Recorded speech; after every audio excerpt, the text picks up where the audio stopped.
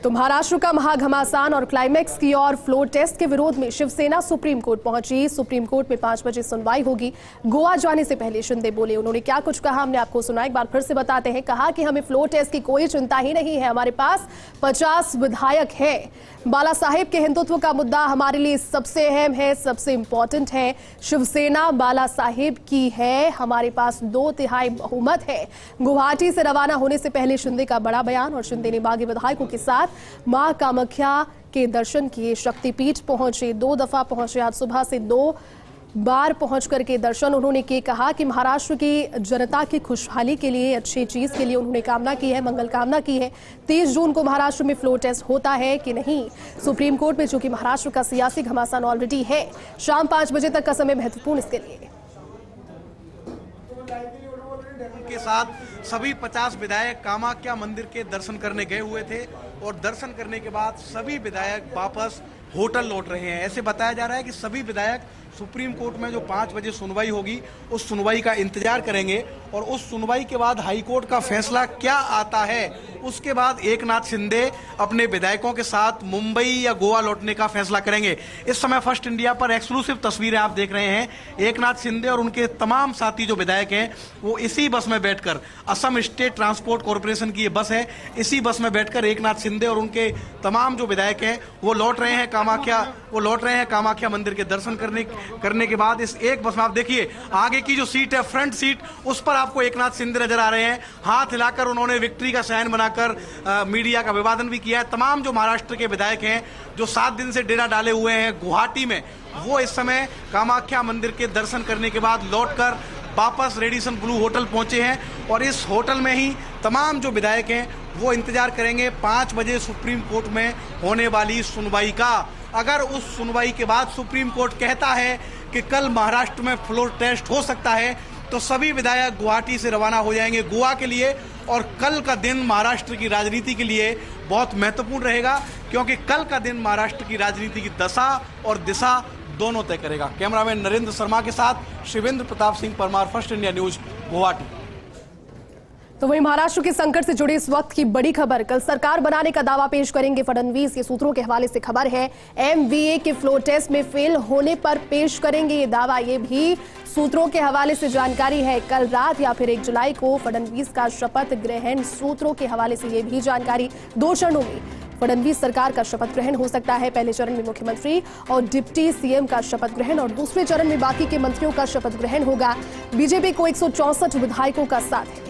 तो देखिए अब तक पूरे घटनाक्रम में जो Bharatiya Janata party wait and watch की स्थिति में थी, अगर ये खबरें औपचारिक तौर पर सही साबित होती है, कल अगर फ्लोर टेस्ट होता है, फ्लोर टेस्ट में संख्या बल को नहीं साबित कर पाते हैं उद्धव ठाकरे, जो कि लग भी रहा है प्रैक्टिकली अगर पूरे सिनेरियो पर हम नजर डालें, लेकिन उसके बाद में जो पहला एक्टिव और समक्ष रहने वाला जो फ्रंट स्टेप होगा भारतीय जनता पार्टी का, वो सबसे क्लियर स्टेप और सबसे बड़ा स्टेप शायद इसी वजह से अब तक चुप थे, साइडलाइन अपने आप को किए हुए थे और वेट एंड वॉच की स्थिति में रहने का अर्थ भी यही है कि आप एक बार पहले पूरा सिनेरियो देखें, उसके बाद में अपना बड़ा मूव लेकर के। और अब कल का दिन महत्वपूर्ण।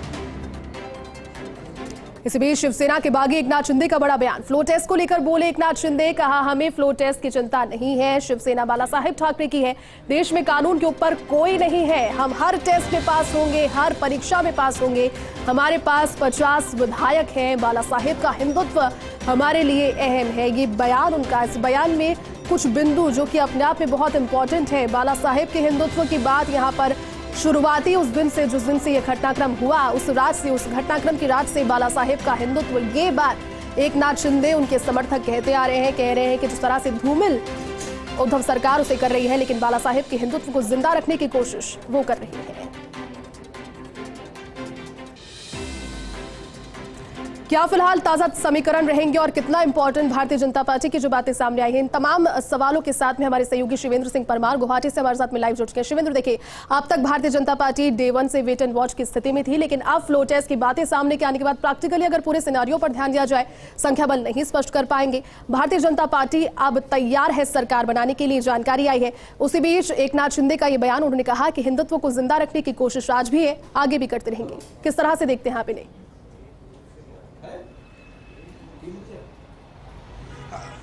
मैं लगातार ये कह रहा था जयती कि जब तक भारतीय जनता पार्टी की खुलकर इस एपिसोड में एंट्री नहीं होगी तब तक ये एपिसोड समाप्ति की तरफ नहीं बढ़ेगा, क्योंकि भारतीय जनता पार्टी लगातार बहुत नज़दीकी से इस पूरे घटनाक्रम को देख रही थी। और फाइनली जैसे ही कल देवेंद्र फडणवीस दिल्ली से लौटकर आते हैं मुंबई, वो जेपी नड्डा से मिलते हैं, वो अमित शाह से मिलते हैं, और मुंबई लौटते ही बिना देरी किए देवेंद्र फडणवीस राजभवन जाते हैं, भगत सिंह कोश्यारी से मुलाकात करते हैं और उनको कहते हैं कि महाआघाड़ी की सरकार अल्पमत में है, इनसे कहिए कि ये विश्वास मत हासिल करें, इनके पास नंबर पूरे नहीं है। और उसके बाद जो भगत सिंह कोश्यारी हैं वो उद्धव सरकार को निर्देश देते हैं कि अब आपको फ्लोर टेस्ट करना चाहिए। तो जैसे ही बीजेपी की एंट्री इस पूरे सियासी घटनाक्रम में हुई है जयती, उसके बाद ये पूरा एपिसोड खत्म होने की ओर है। लेकिन जो महाराष्ट्र का सियासी घटनाक्रम है वो एक ऐसी मूवी की तरह है जिसके एंड का इंतजार है। जैसे कोई भी पिक्चर होती है और जो लास्ट के 10 मिनट होते हैं इसको क्लाइमैक्स बोलते हैं, तो अब क्लाइमैक्स का सबको इंतजार है। और वो जो क्लाइमैक्स आएगा वो दिल्ली से आएगा, क्योंकि सुप्रीम कोर्ट में 5 बजे सुनवाई है कल होने वाले फ्लोर टेस्ट को लेकर। और ये तय मानिए कि कल अगर फ्लोर टेस्ट के लिए सुप्रीम कोर्ट ने कह दिया कि इस पर हम फिलहाल कोई रोक नहीं लगा सकते, राज्यपाल फ्लोर टेस्ट बुलाने के लिए स्वतंत्र हैं, उद्धव सरकार को फ्लोर टेस्ट हासिल करना चाहिए, तो महाराष्ट्र में मौजूदा सरकार का जाना तय है, नई सरकार का गठन होगा। लेकिन अगर किसी भी कारण से सुप्रीम कोर्ट इस तरह का निर्णय दे दे कि जब तक विधायकों की सदस्यता निलंबन पर फैसला नहीं आता तब तक महाराष्ट्र में फ्लोर टेस्ट नहीं हो सकता, तो फिर जो विधायक हैं इनकी जो गोवा यात्रा है, जो गोवा इनको रवाना होना है गुवाहाटी से आज, वो रुक सकती है। क्योंकि ये इसलिए गोवा जा रहे हैं क्योंकि कल फ्लोर टेस्ट है, गोवा रात को रुकेंगे, गोवा में बीजेपी का राज है, उसके बाद ये लोग मुंबई जाएंगे। तो सब कुछ जो टिका हुआ है वो अब सुप्रीम कोर्ट पर टिका हुआ है, जहां 5 बजे सुनवाई होनी है फ्लोर टेस्ट को लेकर। और फ्लोर टेस्ट अगर हरी झंडी मिल जाती है सुप्रीम कोर्ट से कि फ्लोर टेस्ट हो सकता है, तो सभी जो विधायक हैं वो बिना देरी किए हुए यहाँ से एयरपोर्ट के लिए रवाना हो जाएंगे। ऐसी खबरें हैं कि एयरपोर्ट पर एक चार्टर फ्लाइट इनके लिए तैयार है जो करीब 70 से 80 सीट की बताई जा रही है। उसमें सभी विधायक बैठकर यहाँ से गोवा के पणजी के लिए रवाना होंगे और वहाँ से फिर सभी विधायक रात को ताज होटल में रुक के उसके बाद सुबह सीधे मुंबई जब ये विधायक पहुंचेंगे जैती, तो उनका मुंबई में और कोई कार्यक्रम नहीं है, एयरपोर्ट पर लैंड करेंगे छत्रपति शिवाजी एयरपोर्ट पर, और वहाँ से सीआरपीएफ और महाराष्ट्र पुलिस की देख रेख में सभी विधायक सीधे चले जाएंगे विधानसभा, जहां पर कल फ्लोर टेस्ट होना है। लेकिन मैंने आपको पहले भी कहा था जयती कि अगर सुप्रीम कोर्ट फ्लोर टेस्ट को स्टे नहीं करता है तो ये भी संभव है कि फ्लोर टेस्ट की नौबत नहीं आए, उससे पहले ही उद्धव ठाकरे इस्तीफा दे सकते हैं, क्योंकि उनको पता है नंबर उनके फेवर में नहीं है।